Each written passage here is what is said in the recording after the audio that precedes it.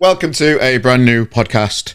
It's the Algemic Experience podcast with me, Carl Maloney, the host. And today we've got another comedian on his hands. We've got Harriet Dyer. Hi, mate. Thanks for joining us. Hello, thanks for having me. You're very welcome. We're going to talk about the Sheffield club that you're now hosting. Exciting stuff. And you're the resident MC down in Sheffield on Roll on the Floor Laughing. I always get the initials wrong. Ruffle, isn't it? Ruffle. I didn't even know what it meant. Right, okay. Ruffle. Ruffle comedy in Sheffield. So MC at that event, but we'll come to that in a bit. I want to get to know you a little bit, if that's okay, Harriet. Now, I think I want to cover the first time I saw you in real life, really, and the other day when I came down to the Sheffield gig for the first time ever. I didn't know whether you'd want to mention this. Oh, no, yeah, 100% balls deep. Let's go into it. Because I feel like I've got to explain myself a little bit. So what it was, I haven't seen my mates in a long time because of lockdown and stuff. I live in Manchester now, and I was allowed out with the lads on a Saturday. So we all had a drink through the day, and Scott, one of my mates, he just had an idea to bake a cake, which is okay, fair enough. He bought us hats and everything. We had a few beers and we baked a cake that day. Just a random thing. We all got jolly. The night progressed and we went down to the comedy club, and we were a little bit late getting in. Well, one of the last ones in, and as a result of that, the only position that was left in the club was right at the fucking front of the stage. So we're there. I'm like, oh God, this is not where I want to be. I'm nicely alight here. I'm kind of like, I think I've drunk too much, and I'm in this position now where it's quite intimidating to be right at the front. And the first person I saw was Harriet, and it was you. And that's how we kind of like saw each other for the first time in the same room, I think, wasn't it? Yeah, well, yeah, because I didn't realise that because I've sort of known you from afar in comedy, and then because a few comedians have written for your magazine and that, haven't they? And then so the people that work at the club were saying that there are three very drunk men at the front, and they said one guy was so drunk that we've actually stopped serving him, and I was like, really? Because that's never happened at the beginning of the show before, and it turns out to be you. Yeah, it was me. I was. I had a nice day, and it was quite intimidating to be at the front.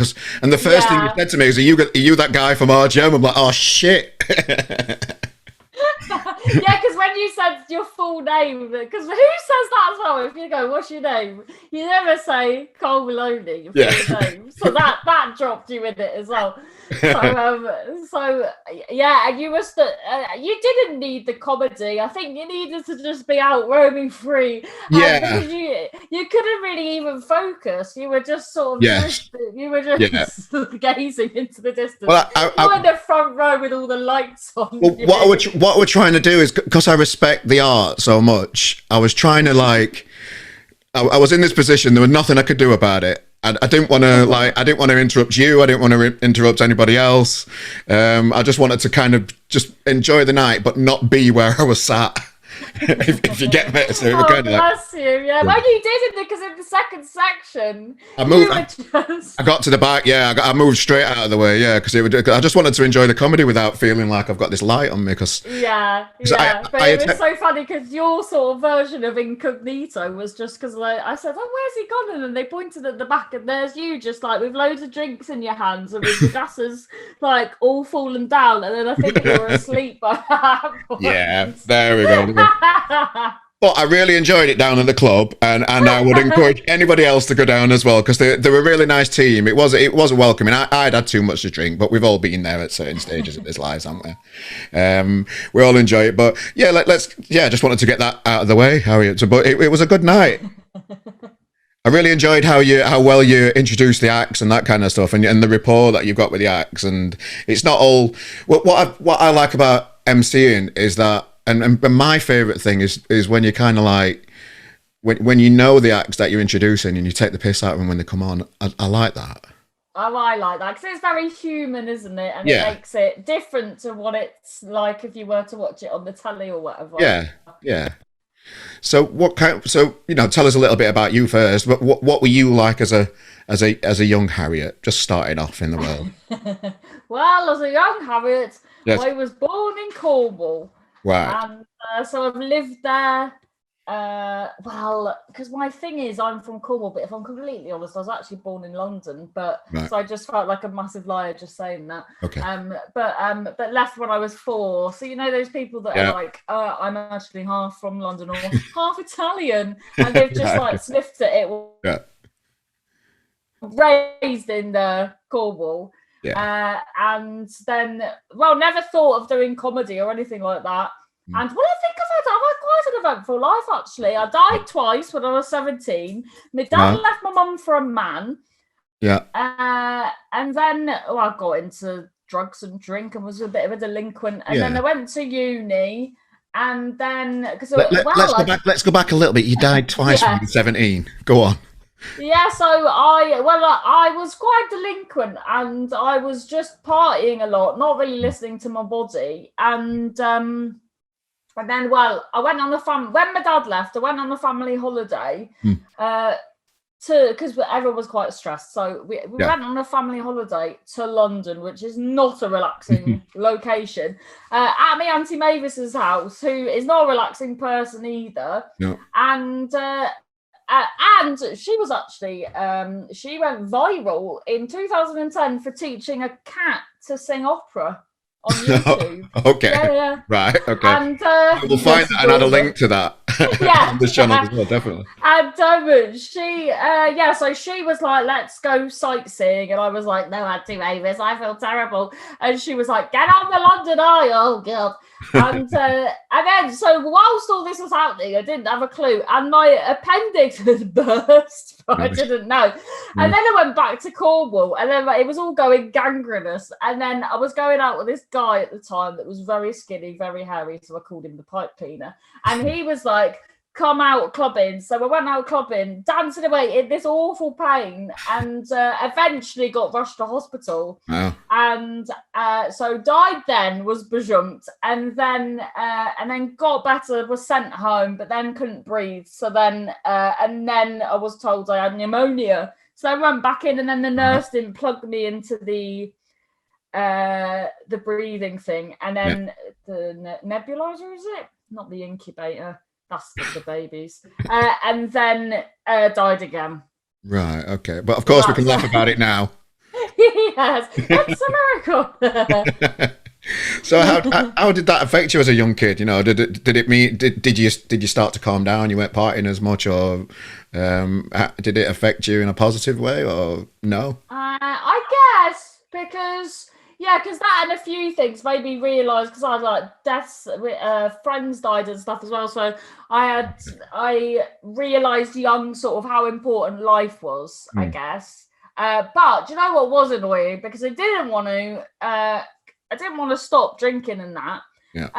But I had quite good friends, I guess, that were like, "Oh, you shouldn't really drink and do that because you've been very ill." And I was like, "Oh, bloody hell!" Damn you, friend. So I was trying to like sneakily drink and that, but bless them, they were just being nice. So I guess I don't know whether I would have gone to uni and all of that, although I only really went to uni to escape Cornwall. Yeah, sure. It's then covered, isn't it? You're escaped. Yeah. Okay. So you mentioned and then your dad split up, went with a man. How long ago was that? Was that when things were more acceptable, or? Well, funny you should say that, because my dad was born in the late 40s when it was still illegal to be gay, so he must have harboured these feelings and in Cornwall, which is backwards at the best of times. Yeah. So on a farm, so it would be interesting to see if he was born now. Well, that would be odd, because then I would be the daughter of a. Yeah. So I can't even fathom working that out. So it's very interesting because obviously things might have been different if it was in different times. Yeah. Because I guess a lot of people did that back then, just because I imagine coming out and all that is difficult the best of times, let alone when you're told by society that it's illegal. Yeah. I can't imagine the stresses of being in that position. It just must be torturous. And, you know, that to have that kind of thing hidden and not be able to express yourself and be yourself, I can't imagine anything worse.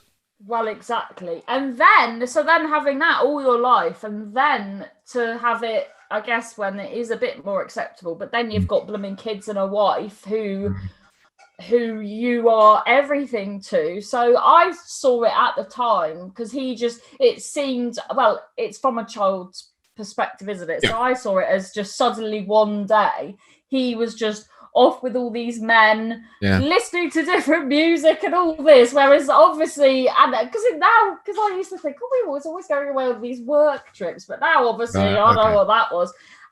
So at the time I just saw it as, oh no, he's ruined our family, whereas now obviously I realized the how awful it would have. Obviously you don't think, oh well, you know, as a child, blah blah blah blah blah. So but now, I just think it must have been terrible. Is he still around? Is he still with us? Yeah.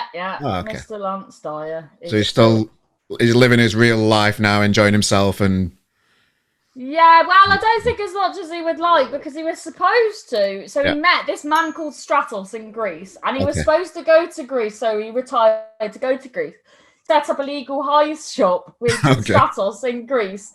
But then Stratos was having an affair with the builder of the legal highs shop. And then Stratos, I don't know if this was related, but then Stratos ate a lot of the legal highs and died of pneumonia.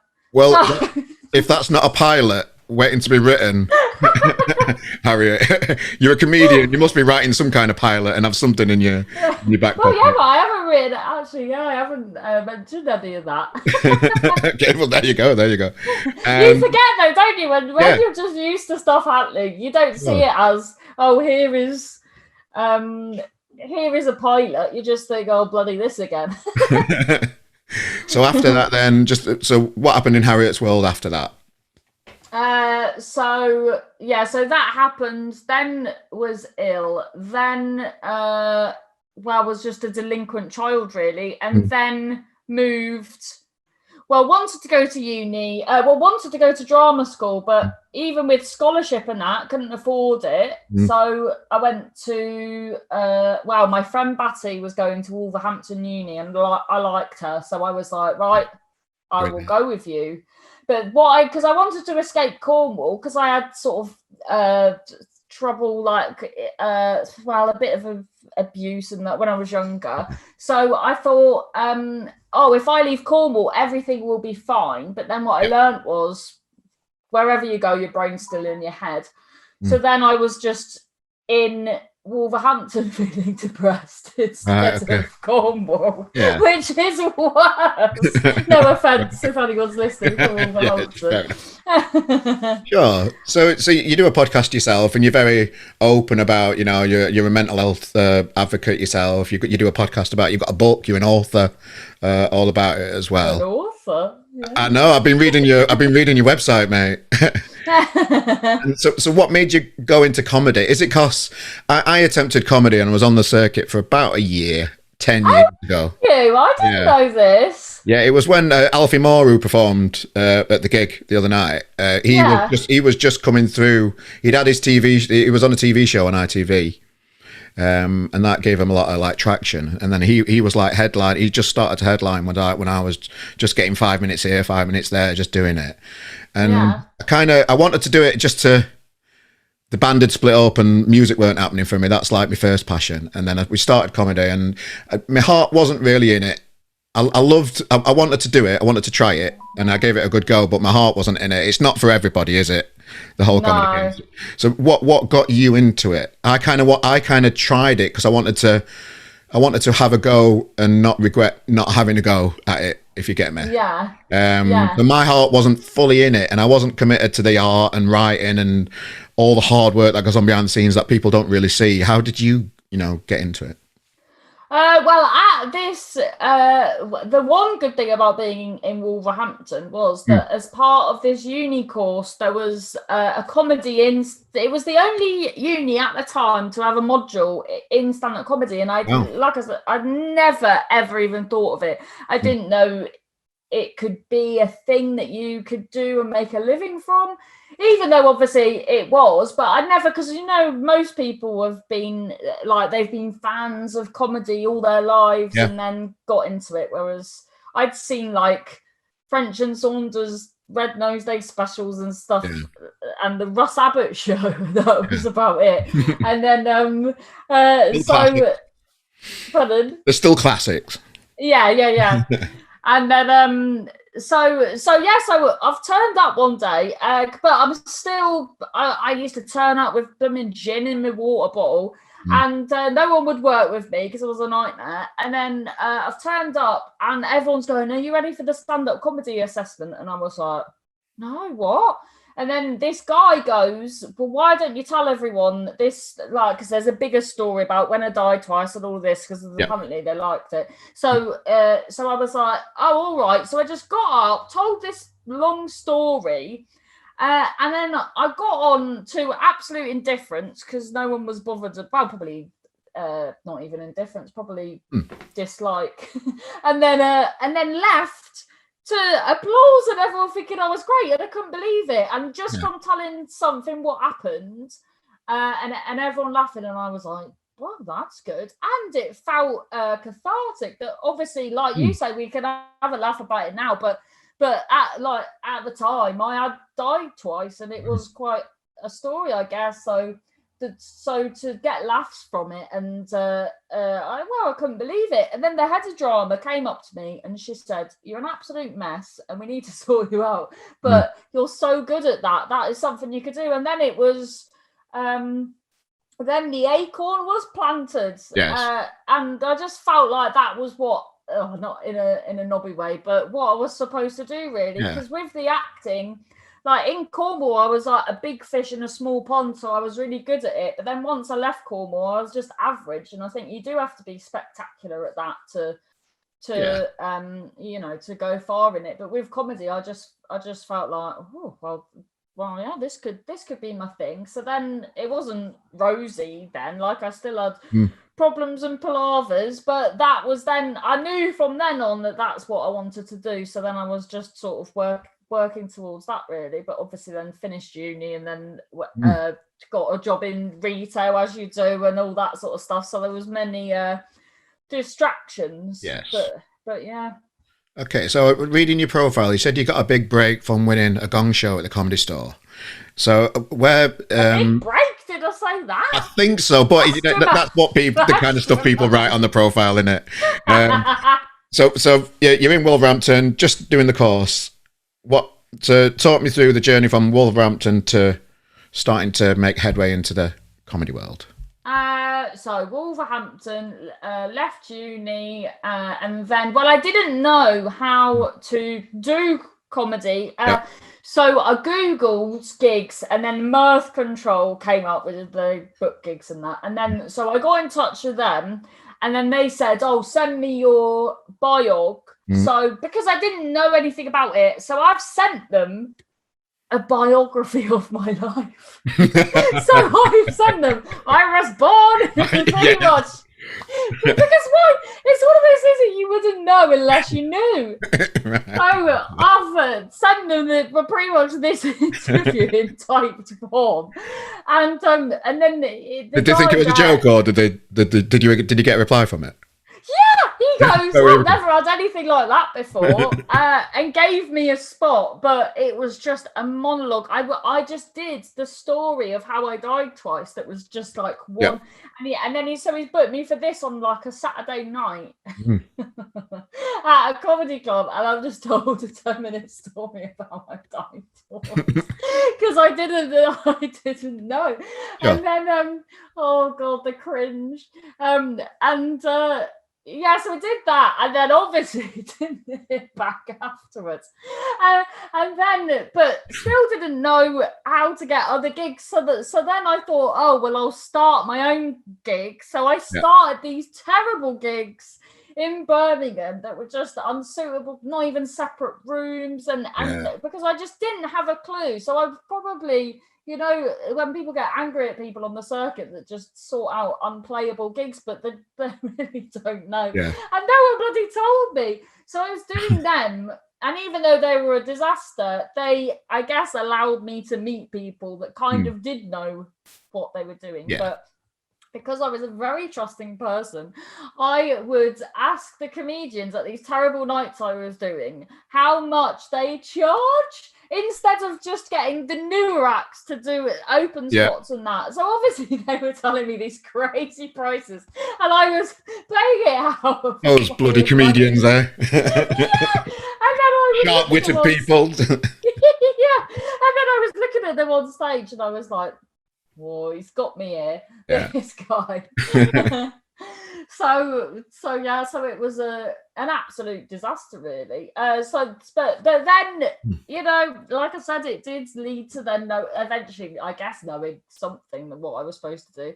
So then I just, I discovered that I'd need to do open spots to progress. So then I would just gig everywhere. I would get all on public transport. I don't even know how I did it now. I would be in Huddersfield, then Cornwall, then Devon, then Bristol, then this. I was just gigging. People don't appreciate that and the travel and stuff. Because when I was on the circuit for a year, I had work in the day, then I'd drive from Sheffield to Newcastle and back just to do 5 minutes. Yeah. Then Manchester and back. Then I don't know. It could be anywhere, Hull and back, you know, wherever the gig is. Spiker Mike Gong Show, you know, you might only be on it for 30 seconds before you gonged off, and then that's you on the way back in your car. That's it. End of. How important do you think gong shows in particular are to the, you know, the progression of a comedian these days? I don't know, because I think I changed my mind on this, because I think it toughens you up, but then I think, why should you need to be toughened up with an art form? Like, it turns it into a sport, really. Yeah. But then, in the same way, when I did a gong show a few times, it was then that Alex Boardman at the that was always seemed to be comparing when I was doing it. It was like, get in touch, you don't need to be doing these. And then that was when I started getting better gigs. So I guess, in theory, I think it's a nightmare, but then it did good for me. So I'm not, so I don't really know. But there was nothing more depressing than once I did the one in London, and I think I lasted, like you said, about 30 seconds to a minute, and then I was getting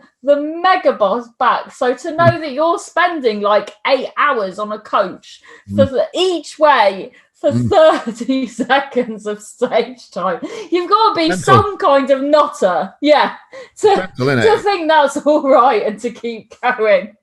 Do you think there's a part of every comedian that's a little bit broken? Yeah. Well, I ended up doing in a positive way. Yeah, I ended up doing my dissertation on it. Okay. And I do. What did you find out? What did you discover? Well, yeah, everyone's fucked. Oh, yeah. Okay, fair enough. But it depends on how you look at it, because there was things like, because when I was looking at the definition, the people were saying, oh, well, you know, maybe even Peter Kay is, because he's considered overweight. And I was like, really? Because I don't think of that as dysfunctional and broken. But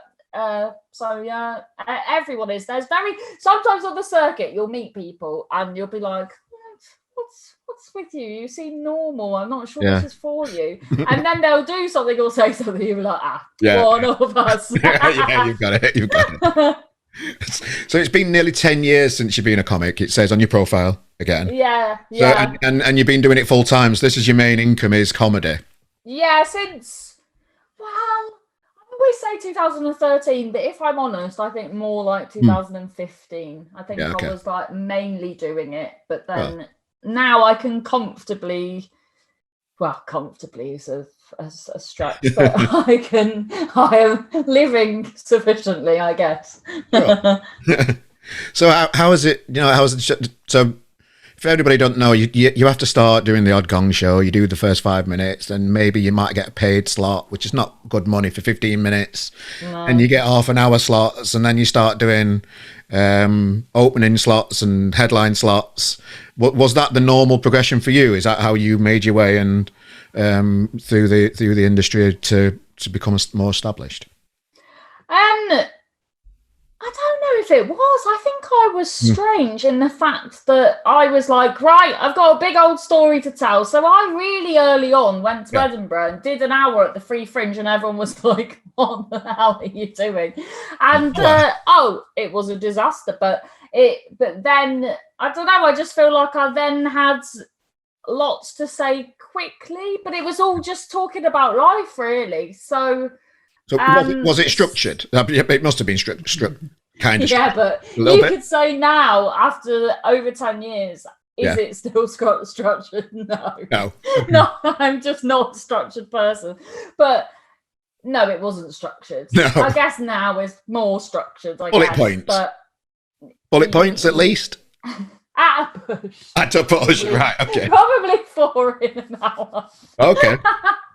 But it was definitely something. Yeah. And so then I think I had 20 quicker than a lot of people would have, because I had 40 minutes of shite of that, and then a set, I guess. And then I was and it was nice. There was a big group of us from Birmingham that used to always gig together, because I didn't drive at the time. So it was like a little community, really. Yeah. It was really nice.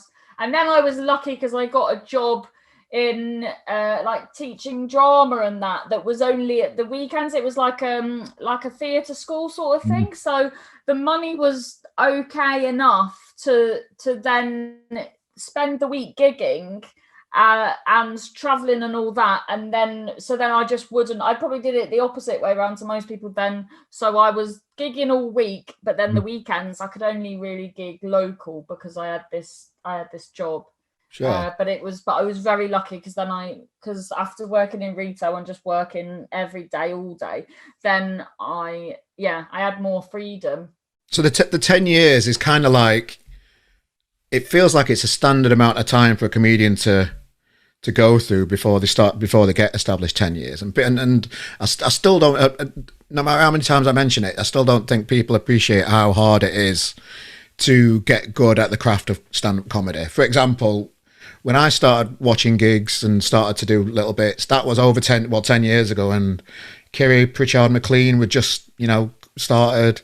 Scott Bennett, who's just done Live at the Apollo just now, is his first big gig. Yeah. Alfie Moore back in the day that we saw in Sheffield the other night.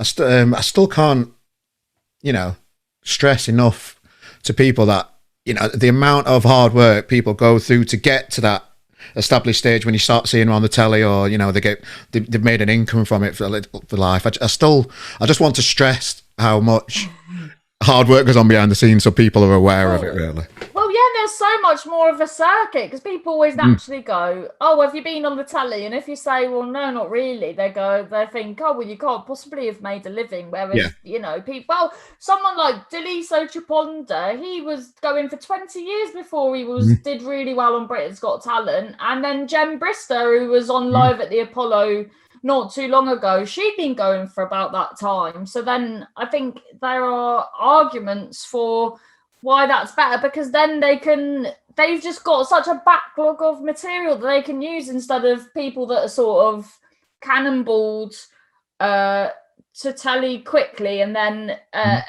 you see them take off, but then they sort of plateau because they've not really got the experience or to carry it on. So it's all very interesting. You used to travel in the same car as Fern Brady, going up to Leeds to the Verve to do little stand-up gigs there, and she's now on Dave and all that kind of stuff. It's great to see how much when you stick at it and you've got talent, it does work out, doesn't it? Yeah. Well, it's hard fucking work. She lived in York for ages, didn't she? Because when I started... She was living in Sheffield, because when I lived in Sheffield, it was... But this is like 10, 11 years ago.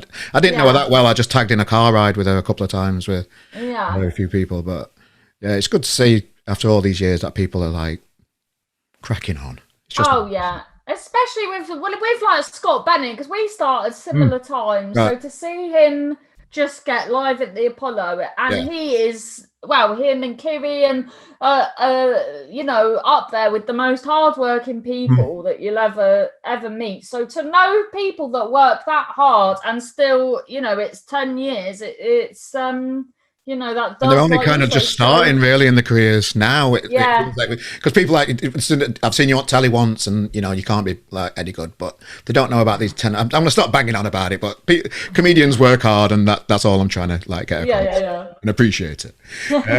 So you mentioned, you know, you've got this book out as well. You're a comedian, the book by the bipolar comedian. So you're an ambassador for mental health as well. So what made you write the book? Well, I read a lot of autobiographies, and well, I don't think I am majorly egotistical, but I have thought for a long time, but I do think my story is as good as many of the autobiographies that I read, and then I've sort of been chipping away at writing bits of it for probably since 2018, just sort of as and when I had time. And then when lockdown happened, I was like, well, now is no excuse now. Exactly. So when everyone was like, oh, I'm going to write a book, I was like, no, I've actually got to write this book. So I just, well, it was very bittersweet, because it was my savior really for lockdown. But then when I finally finished it, we were still only really halfway through the lockdown, and then I sort of felt I had no purpose anymore. So I was like, oh, well, that's done. I don't know what to do now. But it was very cathartic, and I loved writing it, even though I've realised that maybe I'm not great at grammar and stuff. I just sort of throw brain guff out, but then when between writing it and then when it was out there, I was like, then I felt violated that, oh god, I've told everyone my business. Oh god, right, okay. And everyone's gonna know about my life. And then so there was a moment between writing it and then putting it out there, and obviously the time when people were reading it, and then I was just so nervous about what people would say. What kind of thing did people say to you? Oh, well, they were really nice as it happened. People, because I wrote it because when I was young and struggling, I felt so alone. So I wanted something to for people that, as well, that not just aimed at young people, but that speaks to people that are young, like, as an equal that knows what what can happen, rather than now let me tell you sort of thing. Sure. So the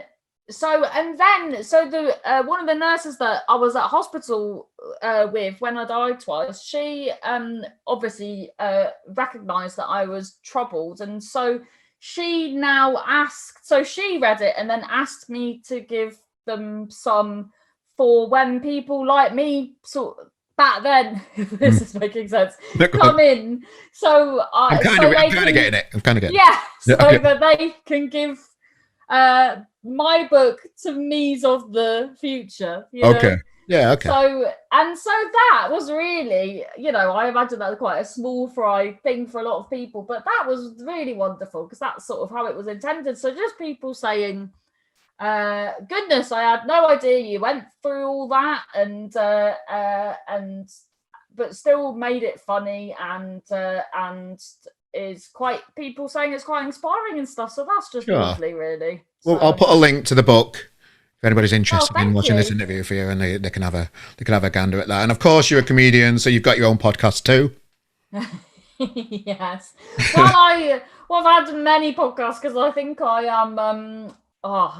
People during lockdown decided to get in touch with me to tell me, like professionals for the NHS, to say that they reckon I've got undiagnosed ADHD. Okay. So I get very bored with things and then start again. Yes. But one at the minute I've got is the Biggest Idiot podcast with John Pearson and Lindsay Santoro. But Lindsay's her baby has exited her, so it's on hiatus while she. Sure.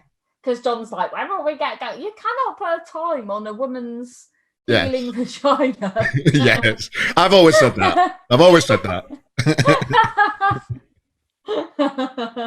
So, what do you enjoy about the podcast process? Because for me, it feels like you're battering your head against a wall sometimes, just finding audiences for them because it's such a saturated market. Yeah. But I love the medium. I love how easy it is to produce, and I try and produce them as good as I can, and use proper mics and that kind of stuff, and just make them as professional as I can, and try and offer advice to, I don't know, a lot of their episodes are around the music industry and that kind of stuff, so we cover all that. I just like performing in a way, and since the band packed in 10 years ago when everybody got boring, I tried comedy. It weren't really for me, but I think I've always liked radio, and this is just very accessible and an enjoyable process for me. That's why I do it. How do you find it? Well, yeah, I guess I didn't think of it like that. It is very accessible, and you don't have to really rely on anyone else to change it and tweak it. It's all you, really. It doesn't matter what you say. You're not regulated. It's great like that. You can swear if you want. Not that that's cool or out, but it just doesn't matter. You can have a human conversation with people. And people tend to embrace that these days. Well, like, I think long gone are the old style interviews when you might have seen on telly where there's just like quick fire questions and that kind of stuff. People are kind of over that. People want to hear stories about people these days, and more long form interviews like Joe Rogan and all that kind of stuff, podcasts, and all the American comedians have all got one, and they're all doing long form interviews. I just find the medium changing. I just find it quite interesting. Yeah, no, you're right. Yeah, although the one thing that I don't like is why I like doing it with John and Lindsay is because I'm not very good at all the editing and stuff like that, and John is very good at that, so we just leave that to John. Sure. But yeah, I'm terrible at all that, and I didn't even know how I manage it. I managed to put sound on top of other sound, and then so it's all working out. Oh, terrible! Pardon? It's all working out. That's all I'm saying. Yeah. Yeah. So what got you to Sheffield then? Do you live in Sheffield now then, or do you travel? No, I live in Glossop, so I live about 40 minutes. Right. Okay.